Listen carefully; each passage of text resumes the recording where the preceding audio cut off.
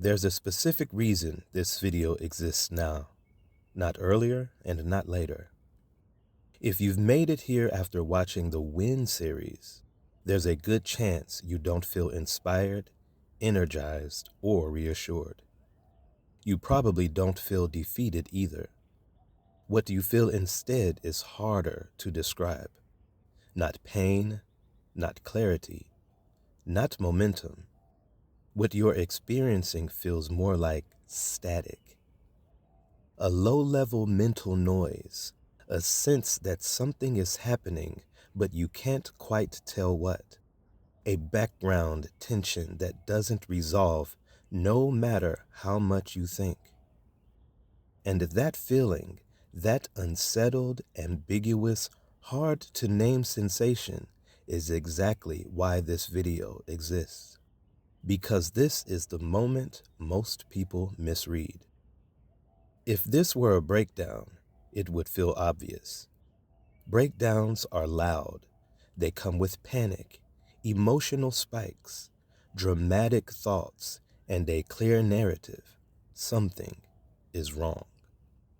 If this were the beginning of quitting, that would feel obvious too. Quitting usually arrives with relief, a sense of release, a story that ties itself up neatly. This wasn't for me anyway. But this moment doesn't feel like either of those. It doesn't feel catastrophic enough to be failure, and it doesn't feel clean enough to be an ending. Instead, it feels noisy, without volume, active, without direction, uncomfortable, without a clear cause. That ambiguity is what makes this phase dangerous. Not because something is going wrong, but because the mind is wired to resolve ambiguity even when resolution isn't available yet. Let's slow this down. The reason the Win series didn't resolve anything is not because it was incomplete. It's because resolution is not what this phase offers. Those videos were not meant to reassure you. They were meant to locate you. They were meant to say, if this is happening, you're here. When motivation drops, when old habits get louder, when consistency feels fragile, when you start questioning the plan, when quitting feels rational, when results appear and disappear without warning. Those are not conclusions. They're coordinates. And coordinates don't tell you what to do. They tell you where you are. Most people misinterpret that. They feel the static and assume something must be fixed. They feel the noise and assume the decision must be made. They feel the discomfort and assume it's a warning. It isn't. It's information, just not the kind the brain prefers. Here's the critical distinction that changes everything. This is not a breakdown. This is not regression. This is not evidence that the process has failed. This is the beginning of misinterpretation. And misinterpretation doesn't feel dramatic. It feels subtle, reasonable, quietly logical. It sounds like questions that almost make sense. Shouldn't this feel more stable by now? Why does this feel harder if it's working? Maybe I misunderstood what progress was supposed to look like. Maybe this needs adjusting. Maybe this isn't aligned anymore. None of those thoughts are emotional outbursts. They're calm, measured, intelligent. And that's exactly why they're dangerous here. Your nervous system is reaching, not to failure, but to uncertainty without feedback. Humans evolved to operate on signal-response loops. Action leads to feedback, leads to correction. But this phase breaks that loop. Action continues. Effort continues. structure holds, but feedback goes quiet. No confirmation, no clear reward, no obvious signal that says, yes, this is working.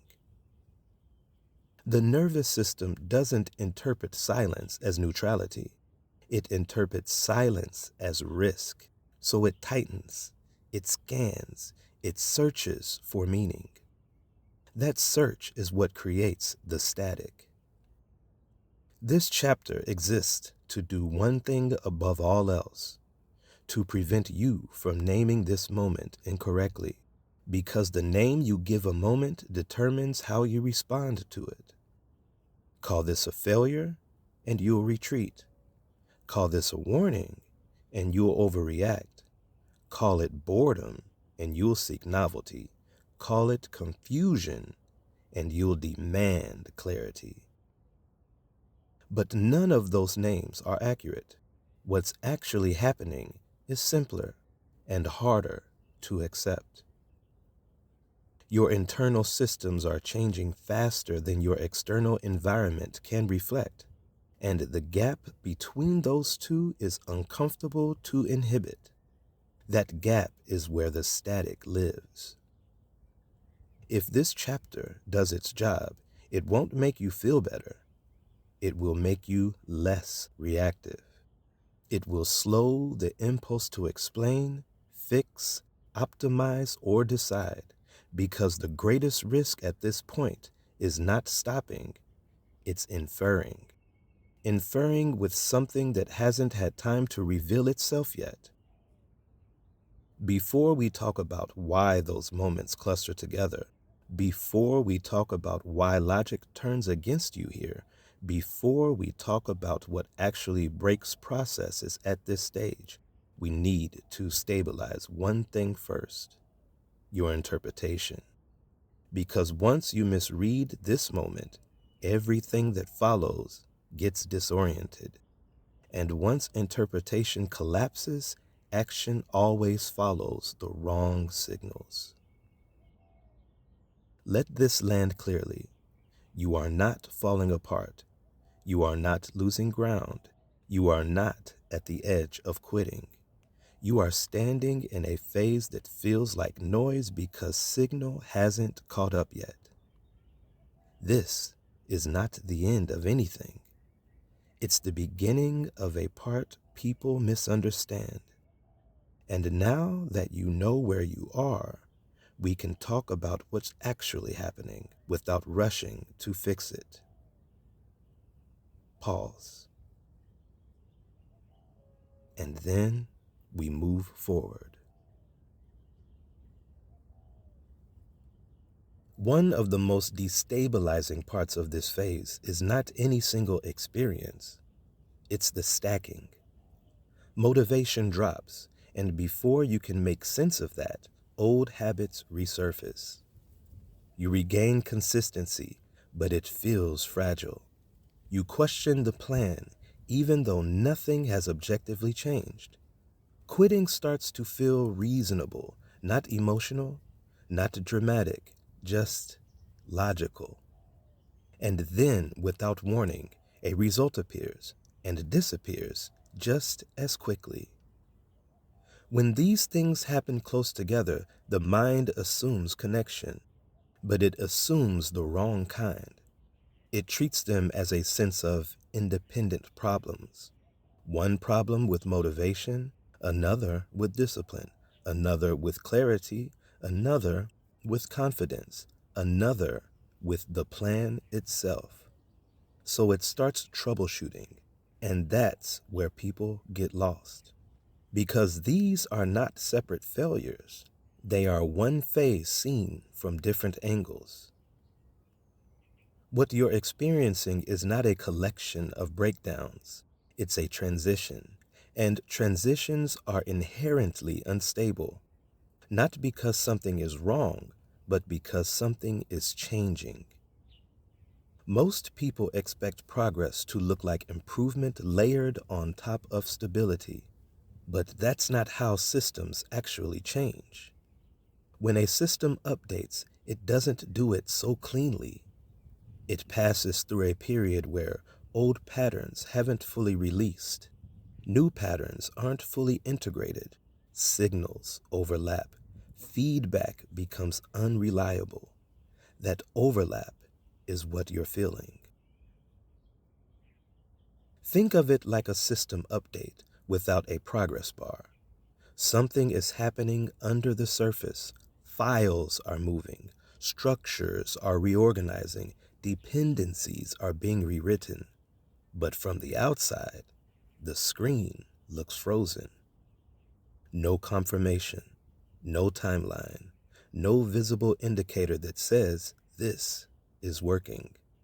So you tap the screen. You press buttons, you restart processes, and in doing so, you interrupt the very update you were waiting for. That's what happens psychologically during this phase. Let's connect the win moments explicitly, not as problems, but as symptoms of the same transition. When motivation drops, it's not because willpower vanished. It's because novelty has ended and something no longer runs on emotional fuel. The old reward loop has shut down, but the new one hasn't stabilized yet. That gap feels like emptiness. When old habits get louder, it's not regression, it's residue. Patterns that were suppressed by novelty resurface when effort becomes quieter. Habits don't disappear when change begins. They fade when change becomes default. When you start questioning the plan, it's not intuition awakening. It's the mind seeking certainty in the absence of feedback. The plan isn't broken. The reassurance pipeline has. When consistency feels fragile, it's because it's no longer propped up by emotion. Consistency without emotional reinforcement feels thin at first, like it could collapse at any moment. That doesn't mean that it will. It means it's becoming structural instead of emotional. When quitting feels rational, that's not failure talking. That's cost-benefit analysis running without full data. The mind prefers a clean ending to an ambiguous continuation, so it offers exit narratives that sound reasonable. They're incomplete, but they don't sound wrong. And when results appear out of nowhere, that's not randomness, that's lag resolving. The system finishes updating, briefly surfaces output, and then goes quiet again. Because stabilization happens in waves, not lines. When all of these happen close together, it creates the illusion of chaos.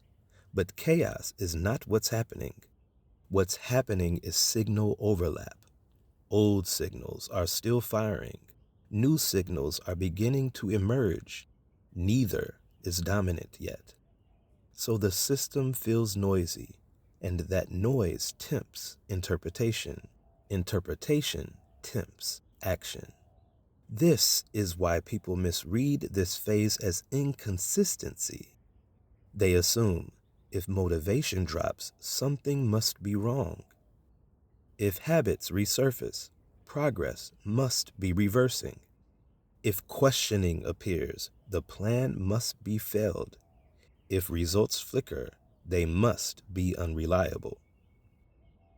But none of that is accurate. What's accurate is simpler and harder to tolerate. You are between versions. The old system hasn't fully powered down. The new system hasn't fully come online. So you experience both at once. And that overlap feels like instability. It isn't. It's transition. This is why trying to fix individual symptoms here backfires. You can't repair motivation without disrupting the transition. You can't suppress habits without reinforcing them. You can't demand certainty without delaying integration. You can't chase results without resetting the lag.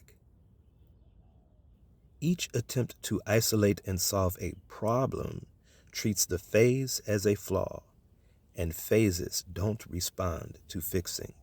They respond to passing through. So name this moment correctly. This is not failure. This is not inconsistency. This is not a lack of discipline or clarity. This is the system update without UI feedback, a transition phase, a signal overlap. And until one system fully replaces the other, things will feel louder, quieter, harder, easier, often at the same time. That doesn't mean the process is breaking. It means it's rewiring. In the next chapter, we'll look at the specific mechanism that makes this phase so difficult to endure. The gap between internal change and external response.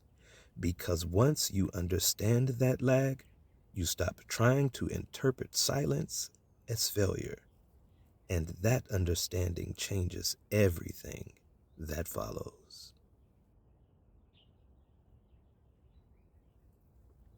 There is a structural reason why this phase feels so difficult to trust.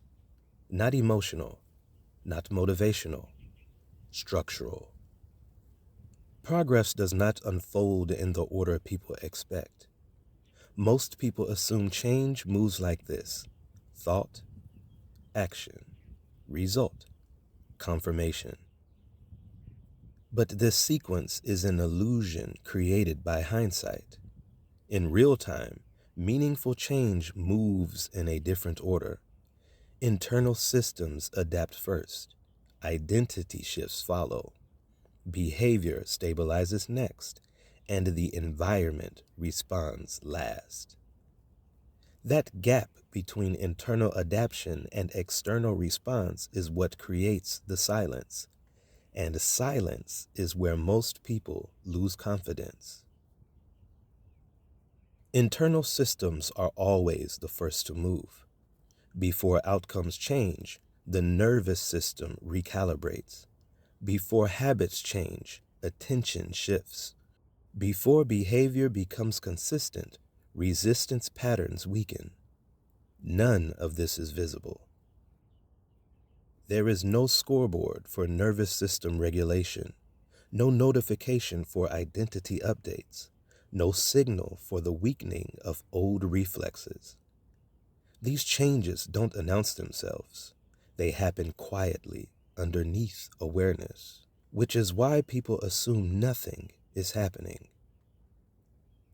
Identity shifts precede outcomes, but identity is not something you can observe directly.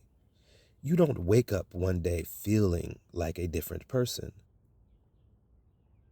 Identity shifts show up indirectly. Slightly different choices, reduced internal friction, fewer arguments with yourself, less emotional negotiation before action. None of these feel dramatic. They don't look like success. They look like neutrality, and neutrality is easy to overlook. Behavior stabilizes before results show, and this confuses people deeply. From the inside, consistency begins to feel boring. Less emotional charge, less internal debate, less sense of trying. That boredom is often misread as stagnation, but boredom is frequently a sign that behavior is becoming automatic, and automatic behavior is what produces results over time.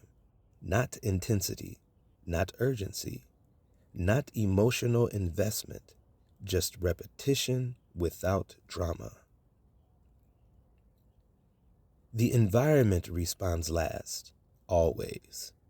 External systems are slow. Markets lag, bodies lag, relationships lag, reputation lags. The environment does not respond to effort. It responds to accumulation, and accumulation takes time. So there is always a period where you're doing the work. The work is stabilizing, but nothing outside you has changed yet. That period is not failure, it's latency. Here's where the real problem begins. Humans are trained, culturally and psychologically, to trust noise. We trust metrics, feedback, praise, visible movement, clear cause and effect. We are not trained to trust silence. Silence feels like absence, like risk, like wasted effort. So when progress moves internally and the environment stays quiet, the mind panics. It assumes if something were working, I'd be able to see it. That assumption is false, but it feels true. This is why silence is misread. Silence is interpreted as stagnation, failure, wrong decision, lack of alignment, when in reality, silence is often pre-response. The environment hasn't caught up yet, and it won't until it does, which is never when you want it to. Think of it like heating water. You can apply heat for a long time without seeing change. No bubbles, no movement, no visible response. Then suddenly, boiling. The boiling looks like an event, but the heat was doing the work the entire time. Stopping early doesn't mean the heat has failed. It means you didn't wait long enough for the environment to respond. The internal-external lag is unavoidable. Every meaningful process has it. Learning, health, trust, skill, reputation, growth, all of it. You change first, your behavior stabilizes second, the world responds third. That order cannot be reversed. And when people try to reverse it, demanding results before internal change completes, they sabotage the process. This chapter reframes silence as data. Silence does not mean nothing is happening. It means the work is still upstream. It means the response is still loading. It means the system is updating without a progress bar. Noise will return later in the form of results. But if you chase noise now, you will reset the lag. This is why this phase feels so vulnerable. You are being asked to trust something that hasn't spoken yet, to continue without reassurance, to move without confirmation, and this goes against everything we're conditioned to do. In the next chapter, we'll look at why this lag often feels like regression instead of neutrality, why things can feel worse even as symptoms improve, and why that sensation is one of the most reliable signs that internal change is actually underway.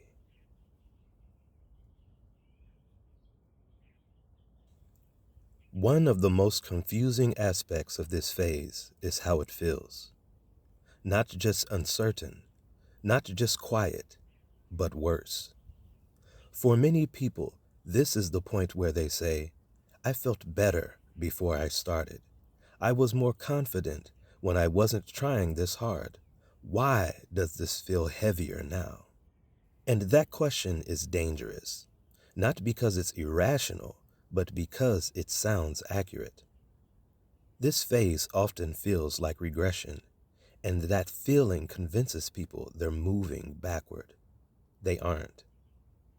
What you're experiencing here is not decline, it's contrast. Before change begins, awareness is low. You operate on habit. You react automatically. You don't notice friction because friction is familiar. When change starts, awareness increases.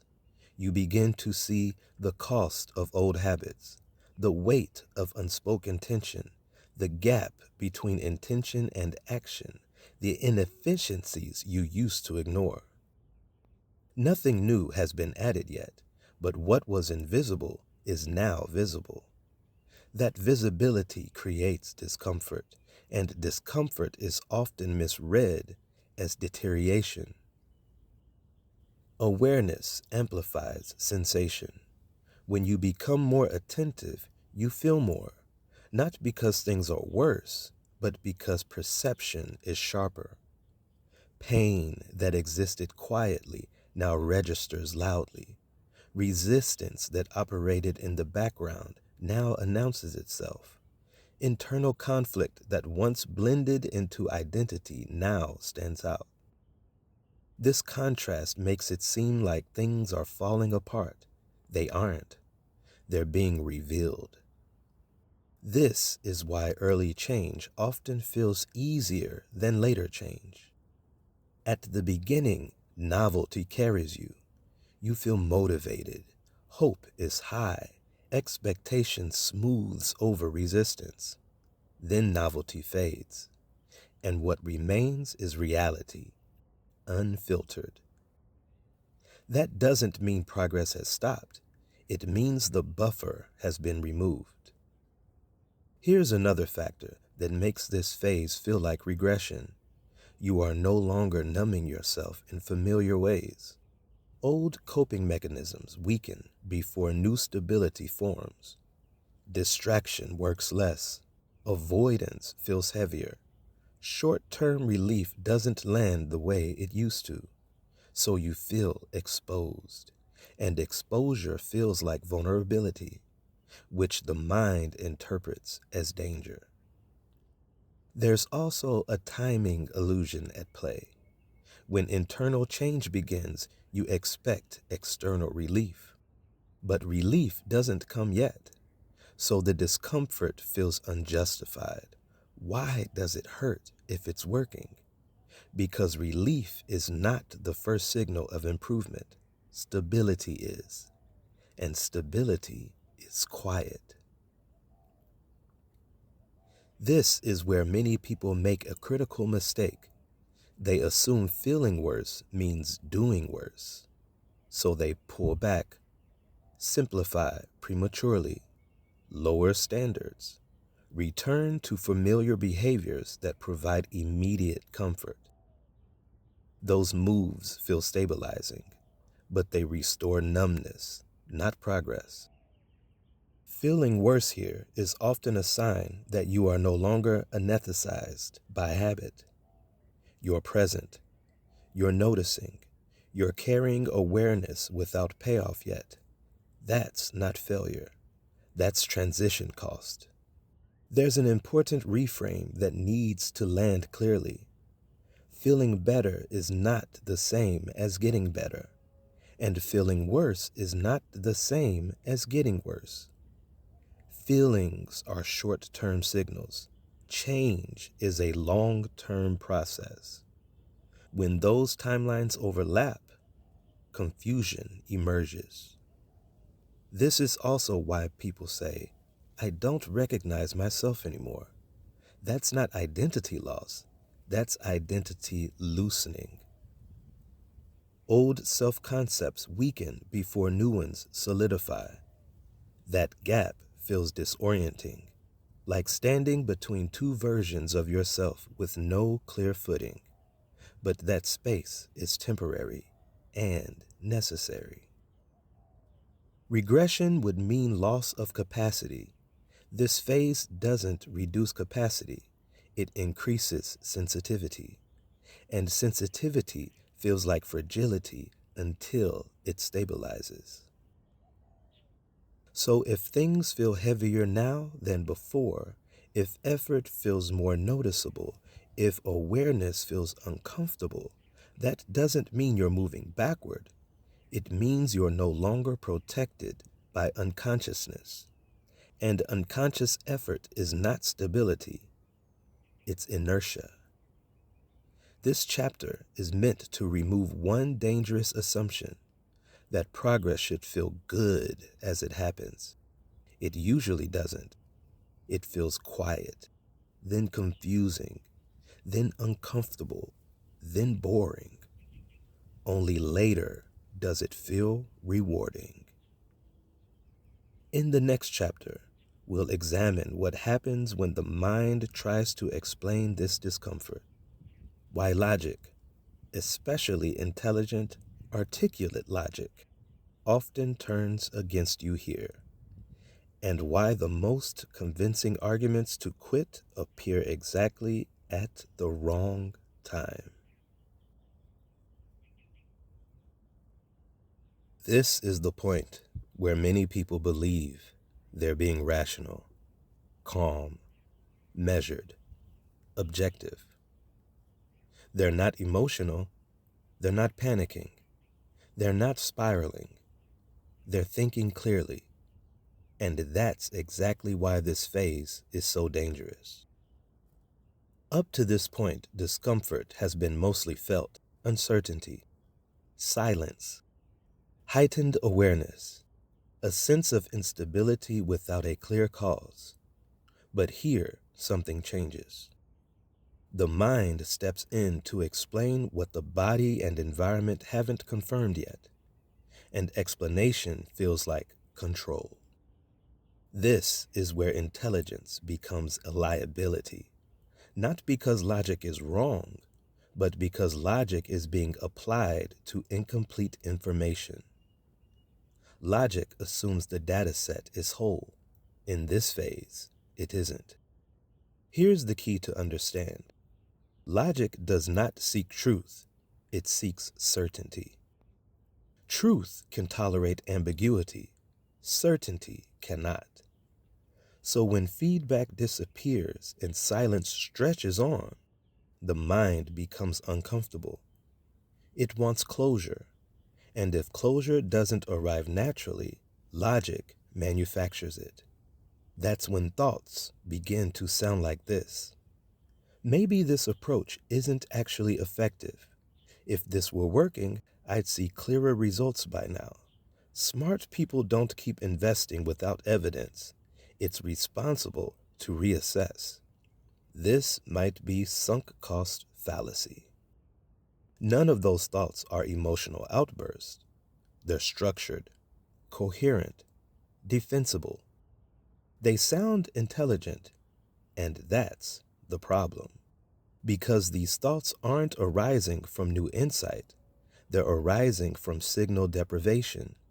Logic is being used to resolve uncertainty, not discover reality, and those are very different functions. This is why quitting feels justified here, not dramatic, not impulsive, just sensible. You're not running away from pain. You're responding to what appears to be evidence, except the evidence is missing the most important variable: time. Long-term processes cannot be evaluated mid-lag, but logic hates waiting, so it fills the gap with assumptions. And once assumptions are in place, conclusions follow naturally. That's how intelligent people talk themselves out of things that were actually working.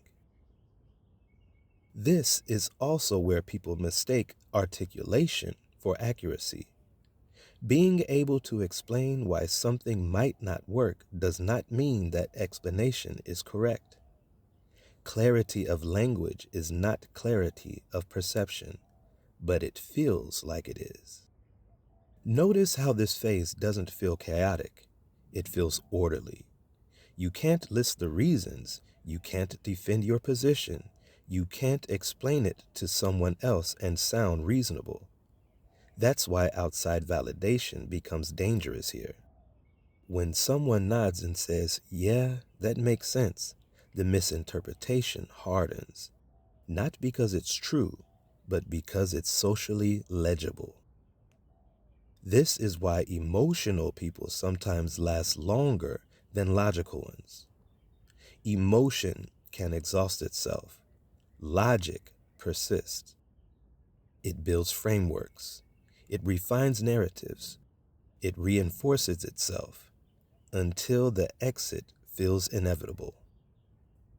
Here's the core distinction that needs to land. This is not an emotional failure. You are not weak. You are not afraid. You are not avoiding discomfort. This is a cognitive misfire. Logic is firing in an environment where key data has not arrived yet, and logic cannot tolerate missing information, so it substitutes. The danger is not that logic is wrong. The danger is that logic is premature. It's trying to finalize a judgment in a phase that is structurally unfinished. That's like reviewing a book halfway through and deciding the ending doesn't work. This is also why people feel proud of the decision to stop. There's a sense of maturity to it. I'm not forcing this. I'm being honest with myself. I'm choosing alignment. But alignment without outcomes is indistinguishable from avoidance. And honesty without patience often just means early interpretation. Once logic takes over here, it reframes everything retroactively. Past effort becomes naive. Earlier motivation becomes illusion. The plan becomes suspect. Not because new facts emerged, but because uncertainty became uncomfortable. This chapter exists to interrupt that pattern, to name it. Because once you see that logic is reacting to silence, not evidence, its authority weakens. You stop assuming that every coherent thought deserves action. You stop confusing explanation with accuracy. In the next chapter, we'll name what actually destroys progress at this stage. Not quitting, not fear, but interference.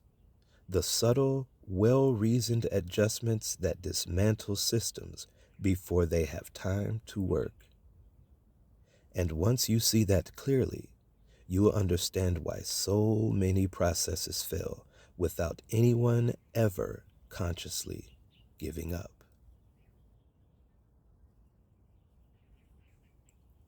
At this point, it's important to say something clearly.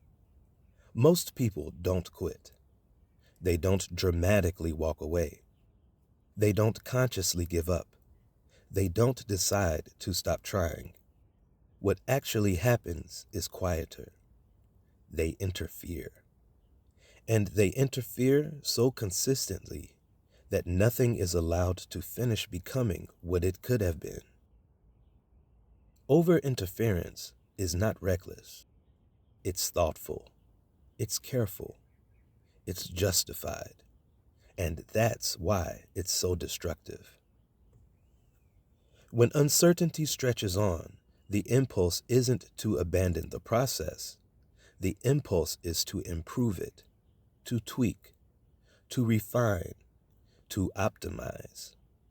That sounds responsible, but mid-transition optimization is not improvement, it's disruption. Over-adjustment is the first form interference takes. A small change here, a slight shift there, not because something is broken, but because something feels unclear. You adjust frequency, you alter intensity, you change structure. Each change seems minor, but each one resets the system's ability to accumulate. Premature optimization follows quickly. You start solving problems that only exist because the process hasn't matured yet. You refine what hasn't stabilized. You optimize what hasn't proven itself. You demand efficiency from something still forming. And every time you do, you interrupt the very conditions that allow progress to compound. Then comes constant self-evaluation. Is this still working? Should this feel different by now? Am I aligned? Am I forcing this? Evaluation becomes continuous. And continuous evaluation prevents momentum because momentum requires non-interference. Narrative rewriting is the final layer. You begin to change the story of what you're doing. What once felt intentional now feels misguided. What once felt meaningful now feels arbitrary. What once felt chosen now feels imposed. Not because reality changed, but because the mind is trying to make sense of ambiguity. So it rewrites the past to justify discomfort. This is how progress dies without anyone noticing, not through quitting, but through 1,000 reasonable interruptions. Here's the uncomfortable truth. Processes don't need constant improvement to succeed. They need time without interference. Growth is fragile at this stage, not because it's weak, but because it hasn't rooted yet. Over-interference seems like engagement. It feels like responsibility. It feels like intelligence at work, but it produces the same outcome as neglect. Nothing accumulates. Nothing settles. Nothing gets the chance to prove itself. This is why people say, "I tried everything." They didn't. They tried many things briefly, and brief effort doesn't fail loudly. It dissolves quietly. This chapter isn't meant to accuse you. Interference comes from care, from attention, from a desire to do things well. But care applied at the wrong time becomes control, and control suffocates growth. This is the most difficult restraint to learn. Doing less interpretation, not less effort. Letting systems run, letting lag resolve, letting structures hold. Most processes don't fail, they're interrupted. Interrupted by improvement attempts, interrupted by explanation, interrupted by adjustment, until nothing recognizable remains. In the next chapter, we'll examine why urgency spikes at exactly this point, why time begins to feel compressed, why comparison intensifies, and why the pressure to do something now is often the final push toward interference. Understanding that pressure is what allows you to resist it. One of the most convincing signals people experience at this stage is urgency. Not panic, not fear, urgency. A quiet but persistent sense that something needs to be done now. That if you don't act, decide, adjust, or change something soon, you'll miss your window. And that sensation feels meaningful. It feels like intuition, but it isn't. Urgency spikes here because time perception distorts under uncertainty. When outcomes are unclear, the brain compresses time. The present feels heavier. The past feels longer. The future feels closer and more threatening. So a thought begins to repeat, "I should be further by now." That thought doesn't come from evidence. It comes from discomfort without resolution. When feedback disappears, the brain substitutes comparison. If you can't measure progress internally, you look externally. Other people, other timelines, other outcomes. You start scanning for reference points, and every reference point makes your own timeline feel inadequate, even when it isn't. Comparison intensifies urgency because it collapses complexity. You don't see their starting conditions, their invisible effort, their internal lag, their failures during silence. You see outputs, and outputs look immediate. So your own process feels slow by contrast. Urgency is also driven by fear of waste. What if I've already spent too much time on this? What if I'm behind because I waited too long? What if continuing is actually irresponsible? Those questions sound prudent. They're actually a reaction to time anxiety. This is why people seek reassurance here. They ask, is this normal? Am I doing this right? Should I feel like this? Reassurance temporarily relieves urgency, but it doesn't resolve it, because urgency isn't caused by lack of information, it's caused by misread silence. Others seek novelty instead, a new plan, a new approach, a new system. Novelty produces immediate stimulation. It quiets urgency by replacing uncertainty with motion, but it resets the process, and resets are expensive. Here's the reframe that needs to land clearly. Urgency is not a signal to act. Urgency is a signal to stop interpreting. When urgency appears, the instinct is to move, but the wiser move is to pause interpretation, because urgency arises when the mind tries to resolve time, not reality. It wants closure, and it's willing to trade long-term outcomes for short-term relief. Urgency does not mean you are late. It means the process is quiet. Urgency does not mean something is wrong. It means feedback is lagging. Urgency does not mean action is required. It means interpretation has outpaced information. This is why urgency is strongest right before systems stabilize. It's the final pressure before accumulation becomes visible, and it's where many people interfere one last time, just before the environment responds. This chapter exists to neutralize urgency's authority, to show it for what it is, not insight, not intuition, but a time distortion response. In the next chapter, we'll replace urgency with something far more useful, a realistic picture of what stability actually looks like at this stage. Not confidence, not clarity, but something quieter and far more durable. By this point, most people have the wrong picture of stability in their heads.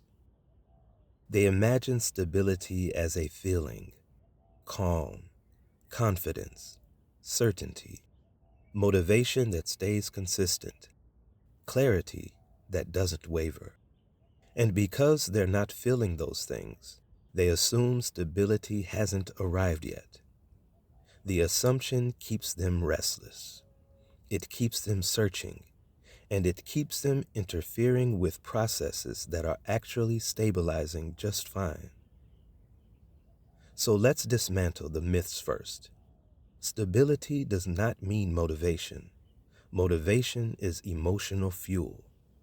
It spikes. It fades. It responds to novelty and reward. Stability doesn't rely on emotion at all. In fact, when stability increases, motivation often decreases because behavior no longer needs emotional permission to occur. That absence feels unsettling at first. People say, I don't feel driven anymore. What they're actually experiencing is reduced emotional dependency. That's not loss. That's maturation. Stability also does not mean confidence. Confidence is a narrative about the future. It's a story that says this will work out. Stability doesn't tell story. It just repeats quietly. Confidence feels good. Stability feels neutral. And neutrality is often mistaken for doubt.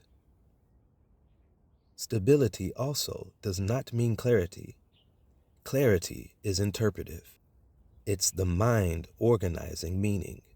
Stability happens before meaning. It exists at the level of behavior and structure, not explanation. That's why people often say, I'm doing the right things, but I don't know why anymore. That's not confusion. That's stability without narrative. Now let's redefine stability accurately. Stability is repetition without emotion. You do the thing whether you feel like it or not, and not because you're forcing yourself, because the question of whether you do it has dissolved. There's no debate, no negotiation, just execution. Stability is structure without narrative. You don't need a story to justify the system anymore. You don't need to remind yourself why it matters. You don't need to convince yourself it's aligned. The structure exists, and you operate inside it. Stability is movement without meaning making. You act without constantly asking, is this right? Is this worth it? Is this who I am? Those questions fall away, not because they're answered, but because they're no longer required for action. This is where many people get uncomfortable, because meaning feels like purpose, and removing meaning feels empty because meaning is not required for progress. Meaning often arrives after progress. At this stage, stability feels almost boring. Less drama, less internal dialogue, less emotional reinforcement. That boredom scares people. They assume something vital is missing, so they try to re-inject intensity. They seek motivation. They seek clarity. They seek reassurance. And in doing so, they destabilize what was finally settling. There's a paradox here that needs to be understood. The more stable a system becomes, the less it feels like progress, because progress is contrast, and stability removes contrast. When you were changing rapidly, you felt everything: effort, resistance, emotion, awareness. When you stabilize, those sensations flatten. Not because growth has stopped, but because growth became normal. This is why people say, I don't recognize myself anymore. They're expecting identity to feel like a story. But identity, once stabilized, feels like function. You just do what you do. You respond the way you respond. You don't think about it much. This chapter is important because it prepares you for the how phase. If you enter how, still expecting motivation, confidence, or clarity to guide you, you'll keep sabotaging execution. How requires something different. It requires tolerance for neutrality, respect for structure, comfort with repetition, willingness to move without emotional feedback. Stability is not inspiring. It's dependable. It doesn't announce itself. It doesn't reward you emotionally. It simply holds. And holding is what allows results to accumulate. So if things feel quieter now, if you feel less emotionally engaged but more consistent, if you feel less certain but more functional, that's not a problem. That's stability arriving without ceremony. This chapter replaces fantasy with reality. Not the reality that sells well, the reality that works. In the next chapter, We'll talk about how to pass through this phase without breaking it, not by doing more, not by understanding more, but by learning when not to interfere and why restraint is the most advanced skill in this process. At this stage, the instinct to do something is strong, not because you're lost, not because you're failing, but because nothing is loudly confirming that what you're doing is working. So the question becomes dangerous in its simplicity. What should I do now? The answer is not what most people want to hear, because the primary skill required here is no action. It's non-interference. This chapter is not about tactics. Tactics belong later.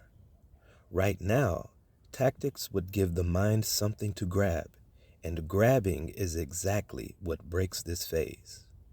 What you need here are rules of preservation, rules that protect the process from you. The first rule is simple and very hard to follow. Don't seek reassurance. Reassurance feels harmless. You ask a question, you get validation, you feel calmer. But reassurance trains dependency. It teaches the nervous system that silence is unsafe and that calm must be borrowed from the outside. That weakens internal stability. Reassurance interrupts trust formation, not trust in the process, trust in your ability to remain steady without confirmation. The second rule: don't demand proof. Proof is a luxury of completed phases. Mid-lag, proof doesn't exist yet. Demanding it forces premature evaluation, and evaluation mid-process disrupts perception. You start looking for signals that can't appear yet, so you conclude they're missing, which feeds doubt. The third rule is critical. Don't redesign the system mid-lag. This is where intelligent people do the most damage. They improve structure before structure has settled. They optimize before accumulation. They refine before stability. Every redesign resets the lag. Every reset delays results. And because the changes feel small, the cost is invisible until months later, when nothing has compounded. The fourth rule may be the most important. Don't rewrite your identity. This is subtle. When discomfort persists, people begin to change how they describe themselves. Maybe I'm not the kind of person who does this. Maybe this isn't really me. Maybe I misjudged what I wanted. Those thoughts feel honest, but they're often just narratives created to escape ambiguity. Identity rewriting is the most permanent form of interference, because once you change the story of who you are, you stop protecting the structure that was forming. Here's the line that needs to anchor this entire chapter. The goal here is not acceleration. The goal is preservation. You are not trying to make something happen faster. You are trying to prevent damage while time does its work. Preservation looks passive from the outside, but it's not. It requires restraint. It requires tolerating silence. It requires letting uncertainty exist without resolving it. Those are not beginner skills. They're advanced. Most people don't fail because they lack effort. They fail because they can't tolerate the middle, the part where nothing confirms them, the part where outcomes lag, the part where identity is quiet and unspectacular, so they interfere.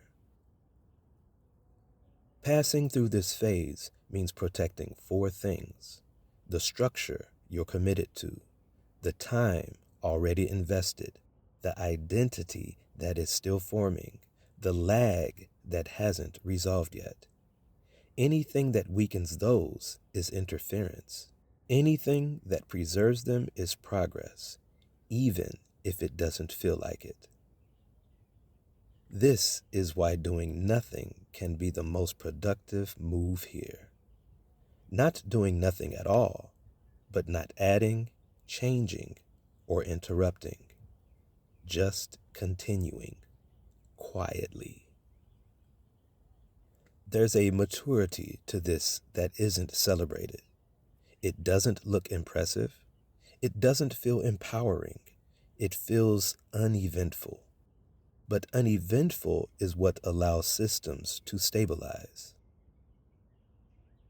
This chapter is meant to leave you with restraint, not urgency, with patience, not plans.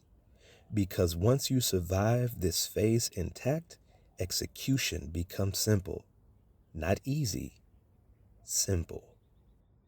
In the final chapter, we'll close this arc. We'll clarify what comes next, and just as importantly, what does not. So when you move forward into how, you do it without dragging misinterpretation, urgency, or interference with you. And that makes all the difference. By now, something important should feel different. Not louder, not clearer, not more motivating, quieter, more grounded, less reactive. That's intentional. Because this chapter is not meant to add anything new, it's meant to remove pressure. At the beginning of this cornerstone, the goal was orientation, not reassurance, not instruction, orientation. To understand what this phase is, and just as importantly, what it is not. Now we can close the loop. The why phase explained meaning, why progress hides, why motivation fades, why discomfort isn't a warning, why change feels harder right before it gets easier. Why gave you a framework, a way to interpret what you were feeling without personalizing it. The when phase explained timing, when old habits resurface, when doubt becomes logical, when consistency feels fragile, when results appear out of nowhere, when quitting feels rational. When did not tell you what to do. It told you where you were. This cornerstone connected the two. It showed you that these experiences are not random. They are structured, predictable, phase-specific, and most importantly, survivable. Now comes how. But how is not what most people expected. How is not about trying harder. It's about better systems. It's not about motivation, discipline, or hacks. How is about execution without self-sabotage. And that requires something very specific. Before you can move into how, three things must already be true. You must no longer be chasing reassurance. You must no longer be demanding proof. You must no longer be interpreting every internal fluctuation. If those are still active, how becomes another way to interfere, another way to optimize too early, another way to reset the lag. This is why this chapter feels calm, because calm is the signal that interpretation has slowed, and when interpretation slows, execution becomes possible. The next phase does not require intensity. It requires stability. It does not require clarity. It requires structure. It does not require belief. It requires continuity. How is about learning how to move inside a process without consistently touching it, how to act without narrating, how to repeat without evaluating, how to let accumulation happen without checking on it.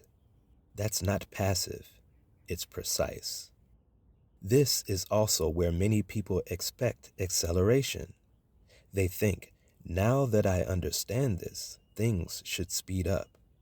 Sometimes they will, often they won't. Acceleration is a side effect, not the goal. The goal is something far less dramatic and far more powerful: preservation, preserving structure, preserving time, preserving identity formation, preserving the lag that hasn't resolved yet. That's why this line matters. The next phase is not about doing more. It's about doing without interference. That is the entire handoff. If you carry urgency forward, how will collapse? If you carry interpretation forward, how will distort? If you carry self-evaluation forward, how will fragment? But if you carry restraint, how becomes simple. Not easy, simple. This is the point where many people expect a surge. What actually happens is steadiness, less emotion, less narrative, less noise, more repetition, more structure, more quiet accumulation, and that's exactly what you want. This chapter does not end with a call to action. It ends with permission. Permission to continue without commentary. Permission to let time work. Permission to stop checking whether you're allowed to trust the process.